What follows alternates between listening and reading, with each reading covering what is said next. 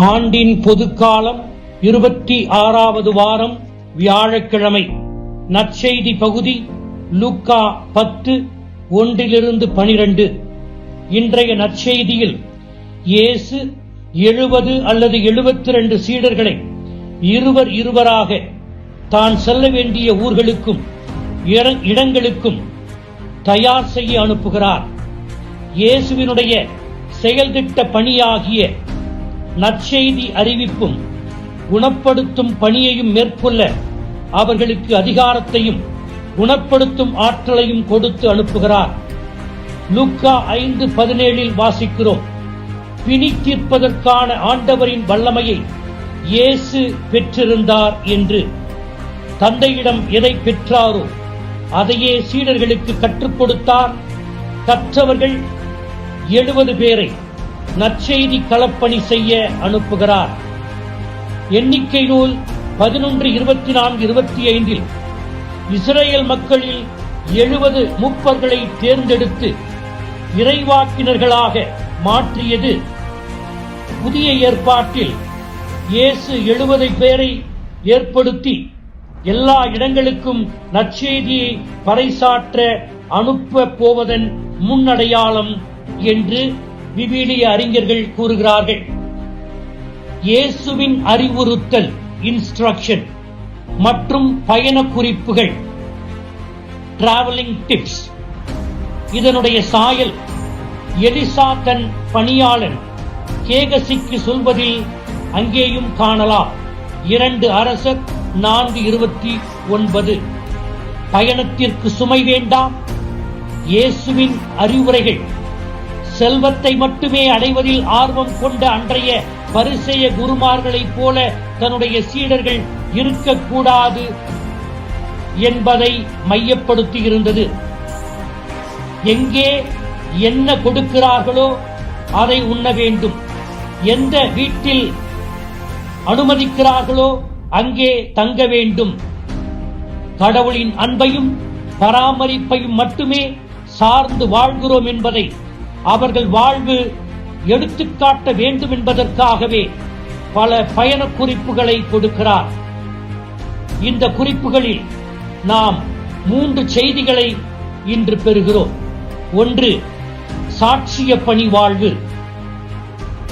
ஒவ்வொரு கிறிஸ்தவனும் ஒரு சீடனாக மட்டுமல்ல, ஒரு திருத்துதனாகவும் வாழ அழைக்கப்பட்டிருக்கிறான்.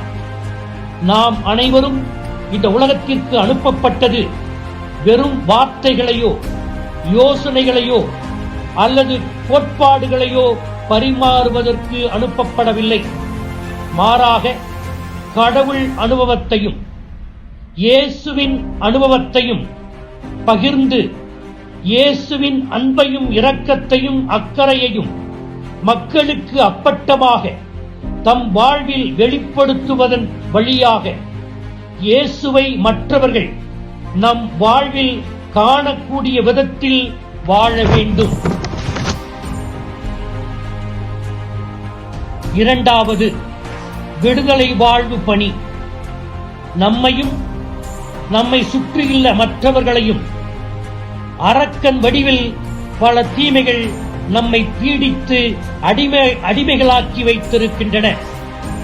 முதலில் நாம் விடுதலை பெற்று பிறகு பிறரை விடுவிக்கும் பணியில் ஈடுபட வேண்டும். போதை வஸ்து என்ற அரக்கன், மது போதை என்ற அரக்கன், சூதாட்ட அரக்கன், ஆபாசப்பட அரக்கன், விபச்சார அரக்கன், நுகர்வு வெறி அரக்கன், இப்படி இவைகளிலெல்லாம் கிறிஸ்தவர்களாகிய நாம் முதலில் விடுதலை பெறவும் பிறகு மற்றவர்களுக்கு விடுதலை பெற அவர்களுக்காக ஜெபிக்கவும் அழைக்கப்படுகிறோம். இப்படி நாம் விடுதலை பெறவும் அடுத்தவரை விடுவிக்கவும் இயேசுவின் உதவி தேவை. எனவே இயேசுவை மட்டுமே நாம் சார்ந்து வாழ வேண்டும். பற்றுக பற்றற்றான் பற்றினை, அப்பற்றை பற்றுக பற்றுவிடற்கு என்றார் பொய்யாமொழி வள்ளுவர். பற்றை விட்டவருக்கு, ஒரு பற்றும் இல்லாத ஒருவரை மட்டுமே நாம் பற்றிக் கொள்ள வேண்டும் என்று பொய்யாமொழி வள்ளுவர் கூறுகிறார். பற்றற்ற நிலை உள்ளவர் கடவுள் மட்டுமே. மூன்றாவது பணி ஆதரவு அளிக்கும் பணி. பங்கை பராமரிக்கும் பணியிலும் பங்குப்பணியாளர் எடுக்கின்ற செயல் திட்டங்களிலும் தன்னை முழுமையாக ஈடுபடுத்திக் கொண்டு ஆதரவளிக்க ஒவ்வொரு பங்கு உறுப்பினரும் கடமைப்பட்டவர்கள் என்பதை உணர வேண்டும். பங்கின் வளர்ச்சிப் பணிகளுக்கு ஆதரவு கரம் நீட்ட வேண்டும். எனவே ஆண்டவரிடத்தில் வேண்டுவோம். ஆண்டவரே, அந்த 72 சீடர்கள் எப்படி சாட்சிய வாழ்க்கை வாழ்ந்தார்களோ, விடுதலை வாழ்வை வாழ்ந்தார்களோ, ஆதரவளிக்கும் பணியில் தங்களை கரைத்துக் கொண்டார்களோ, அதே போல நாங்களும் செய்ய எங்களுக்கு உதவியை தாரும் என்று வேண்டுவோம். ஆமீன்.